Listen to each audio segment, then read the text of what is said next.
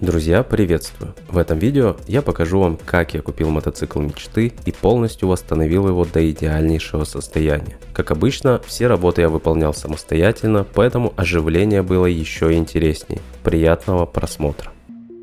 Как вы, наверное, поняли из названия, мой рассказ будет про очень большой и редкий Venture Royale 1300. Я в шутку его прозвал Yamaha Goldwing.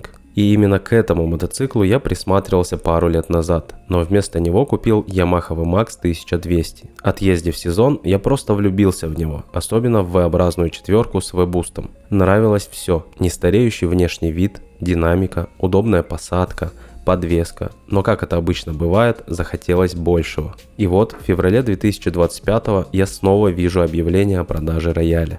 Фотографии были старыми, а из описания толком ничего не понятно. Связавшись с владельцем, спросил о состоянии и получил в ответ голосовое сообщение о том, что по техничке все хорошо. Нужно только перешить сиденье и напечатать на 3D принтере дефлекторы обдува. Воодушевленный от этих слов, я сразу же еду на осмотр. В реальности все оказалось намного плачевней. Пластик в трещинах и царапинах, поворотники сломаны, дефлекторов нет, а сиденье было уже перешито дешевым кожзамом, поэтому от времени верхний слой просто слез. Но самое главное то, что мотоцикл не заводился, и дело не в севшем аккумуляторе. Продавец заверил меня, что нужно только отсинхронить карбюраторы, а в остальном все отлично. Но также он рассказал про то, что выезжал на нем всего пару раз, и однажды даже с толкача заводил этого 400-килограммового гиганта. После осмотра стало ясно, что вложений нужно будет много, и я говорю больше не о деньгах, а о времени на его восстановление. Поэтому я решил утром предложить свою цену, и если продавец согласится, то я сразу же заберу его.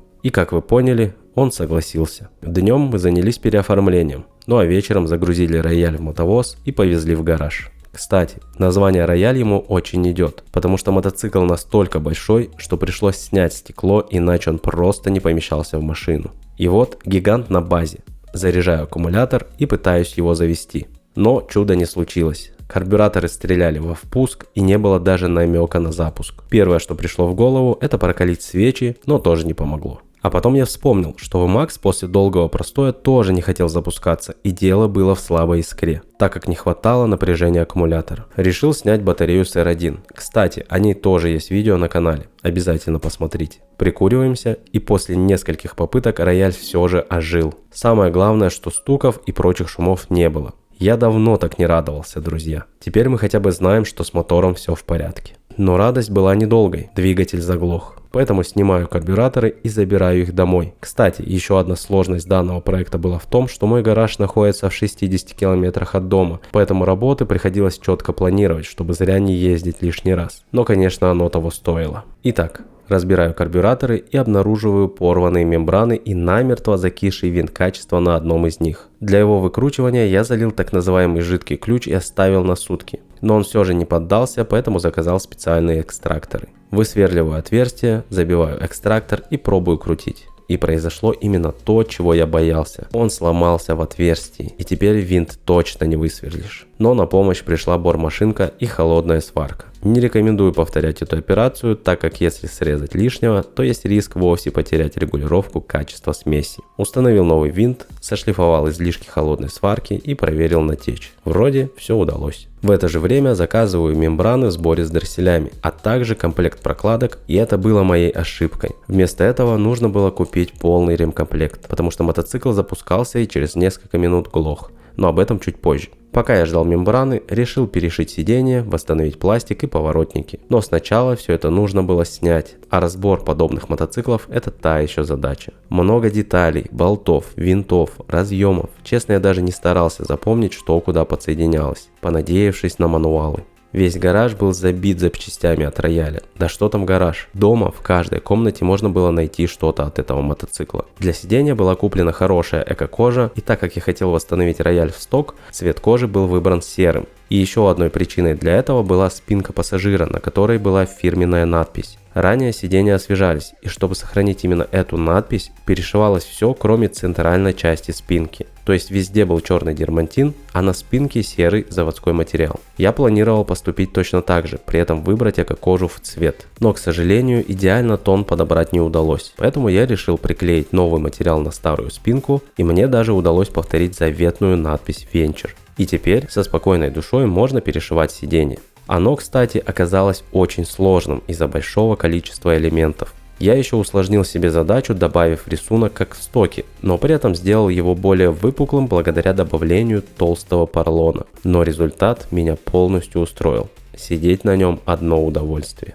С поворотниками тоже все было непросто. Во-первых, заказать их можно только на eBay, но они будут также с повреждениями. Да и цена не очень приятная. Поэтому мне захотелось попробовать восстановить их с помощью прозрачной эпоксидной смолы. И это вторая сложность. То есть нужно было подобрать необходимое количество оранжевого тонера, чтобы отлитая часть стекла сочеталась с родным пластиком.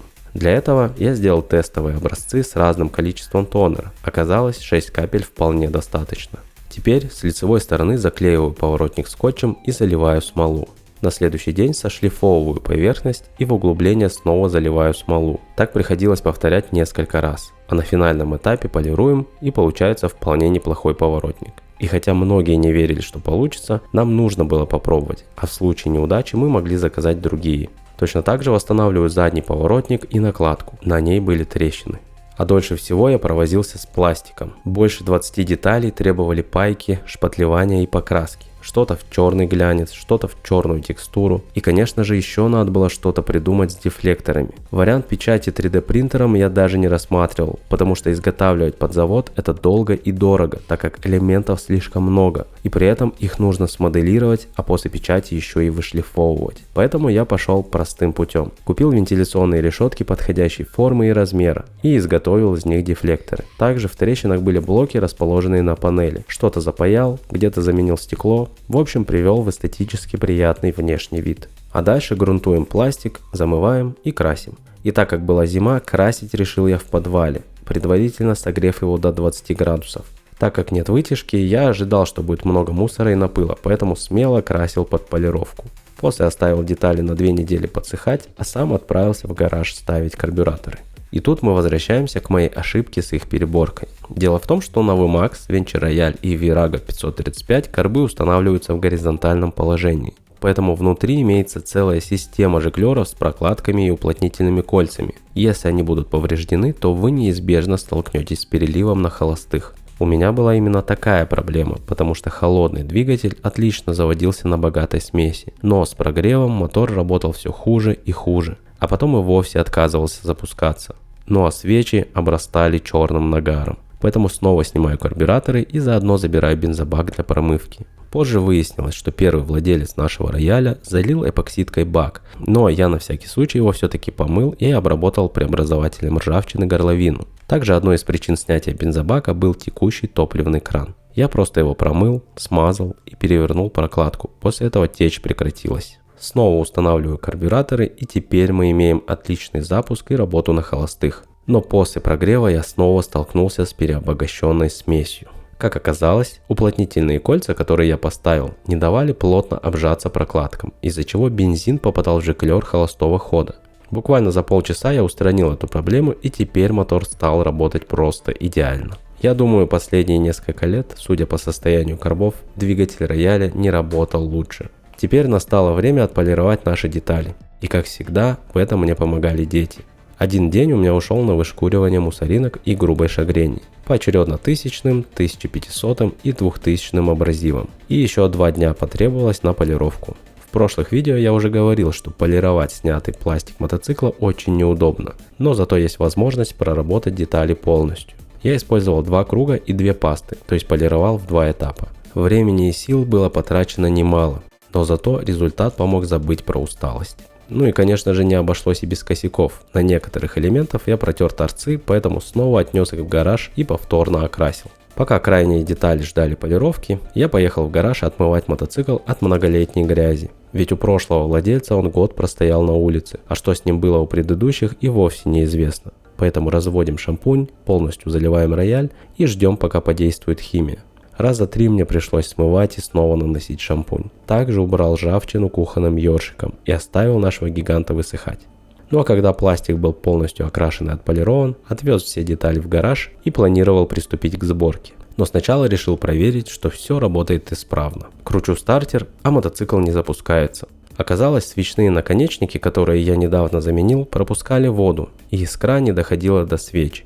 Все продул, просушил, снова кручу стартер, и тут умирает обгонная муфта. То есть стартер крутит, но как будто в холостую, а я-то думал, что меня обойдет стороной вечная беда ямаховских моторов. Но у меня ведь был VMAX, поэтому съемник для ротора искать не пришлось. Снимаю крышки, скидываю ротор и вижу открученные болты на обгонке. Из-за них внешняя обойма прокрутилась, и ролики, которые цеплялись за шестерню, высыпались, но хорошо хоть не улетели далеко. В общем, заказываю обгонку, она здесь такая же, как на VMAX, и жду 2 недели. За это время мы с Маркушей сошкурили мерлоном все окислы на алюминии и немного его отполировали. А еще мы с Оливкой почистили диски и переобули шины на новые. Когда наконец пришла обгонка, меня ждал еще один сюрприз. Оказывается, кто-то из прошлых владельцев заменил болты муфты на более крупные, просверлив и нарезав резьбу в роторе. Из-за этого новую обгонку просто так не прикрутить, поэтому еду к токарю с новыми болтами и вытачиваем их в нужный размер. И, конечно же, сверлим под них обгонку. Все собираем на новые прокладки и запускаем. Кстати, прокладка на крышке генератора обязательно, без нее стопорится одна из шестерен и стартер будет клинить. Заводим мотор, холостые держит, обороты набирает, но минут через 10 стал отключаться один цилиндр. Снова подумал на богатую смесь, из-за которой могла отказать свеча 3-го цилиндра. Но, к моему удивлению, она была сухой. То есть у нас почему-то не поступает бензин. Очень не хотелось, но пришлось опять снять карбюраторы и разобрать. Оказалось, именно в проблемном карбюраторе было очень много грязи. Честно, я так и не понял, откуда она взялась. Но на всякий случай также разобрал остальные карбы, все помыл и заменил старые жиклеры на новые. Кстати, я не сказал об этом, но мне наконец пришел полный ремкомплект карбюраторов. Поэтому я решил, раз уж залезли, то меняем все. В очередной раз установил карбюраторы, предварительно промыв все шланги, продув все, что можно было, а также почистив фильтр-бокс. Мотоцикл запустился мгновенно, холостые держит, обороты набирает, но после прогрева из выхлопных труб повалил серый дым. Думаю, может быть дело в раскоксовке? Да, об этом тоже забыл упомянуть, я ведь сделал раскоксовку, так как мотоцикл долго стоял и компрессия во всех цилиндрах не превышала 10 бар. А после раскоксовки она поднялась аж до 12. Я думаю, это хороший результат. Но с каждой минутой дыма становилось все больше. Поэтому я снял короб воздушного фильтра и обнаружил текущие карбы. В одном из них не держала запорная игла, в другом бензин лился из воздушного жиклера. В общем, как вы уже поняли, снова снимаю карбюраторы и делаю вывод, что жиклеры из ремкомплекта ставить не стоило. Но нет худа без добра. Выяснилось, что еще до меня кто-то перепутал жиклеры. То есть в одном стояли большие, а в другом наоборот маленькие. То есть, проще говоря, один богатил, другой беднил. Я их почему-то решил проверить только на этот раз, даже не подозревая, что кто-то мог их перепутать. В общем, теперь топливная система точно должна быть исправной. Уже как по традиции, снова ставим карбы, запускаем двигатель и наконец радуемся. Дыма нет, холостые держат стабильно, смесь отрегулировали, карбы отсинхронизировали, на ручку газа отклик моментальный. Я к тому же решил заменить уже помененные свечные провода и наконечники на силиконовые от какого-то грузовика. Короче говоря, мотор стал работать действительно идеально. Но самое главное, мы теперь точно можем приступить к сборке. Но перед этим я решил прокачать тормоза и сцепления и обнаруживаю полностью изношенные колодки, как спереди, так и сзади. В общем, еще и колодки придется менять, поэтому сборка снова была отложена. А чтобы не терять время, мы покупаем еще один мотоцикл, и на этот раз я выбрал древнейшую Honda CB400N, которую мы переделаем в скрамблер или кафе-рейсер. Но об этой Хонде вы можете узнать в других видео на моем канале. Через пару недель получаю новые колодки и с горем пополам устанавливаю закисшие суппорты. Чтобы развести поршни, пришлось их отмачивать в тормозной жидкости. Только после этого у поршней появился легкий ход. Теперь-то уж точно можно собирать мотоцикл. А сама сборка проходила в несколько этапов. Один день передняя часть, второй аксессуары и боковины, а на третий день мы собирали кофры. Могу смело сказать, что это была самая сложная сборка, поэтому для упрощения я заранее приобрел новый крепеж. С одной стороны, ты не вспоминаешь, куда какой винт нужно установить, а с другой, у рояля изначально был просто винегрет из болтов, винтов и шурупов. У меня сложилось такое впечатление, что просто кто-то закручивал то, что под руку попадалось. И вот спустя несколько дней у нас теперь есть полностью собранный и освеженный во всех смыслах редчайший Yamaha Venture Royale 1300. Да, Это было непросто, но от этого я еще больше его люблю. Конечно же, я не мог не прокатиться на нем, но об этом я уже рассказал в другом видео. И там, как обычно, не обошлось без сюрпризов. Ну а вам большое спасибо, что досмотрели это видео до конца. И, друзья, обязательно оцените проделанную работу в комментариях. Также, пожалуйста, напишите, стоит ли клеить шильдики на пластик или же оставить без них. И, конечно же, не забудьте поставить лайк. Для меня это лучшая поддержка. Ну а я продолжаю работу над нашей древней Хондой. Поэтому до встречи в следующих видео.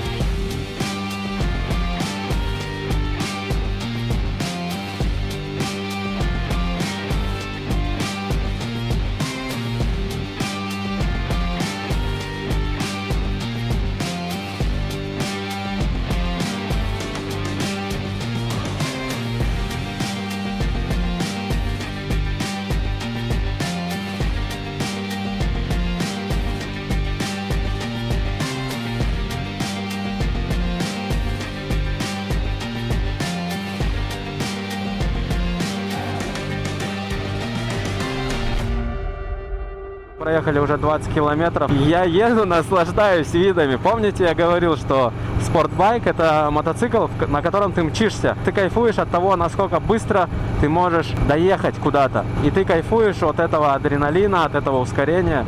Здесь же ты кайфуешь от поездки. Посмотрите, какая красивая природа. Когда я еду на машине, я не замечаю этого. Я думаю, ну блин, поле как поле. А здесь из-за того, что ты буквально окружен, ты не в коробочке сидишь, ты чувствуешь этот ветер, ты чувствуешь это солнце. Это классно.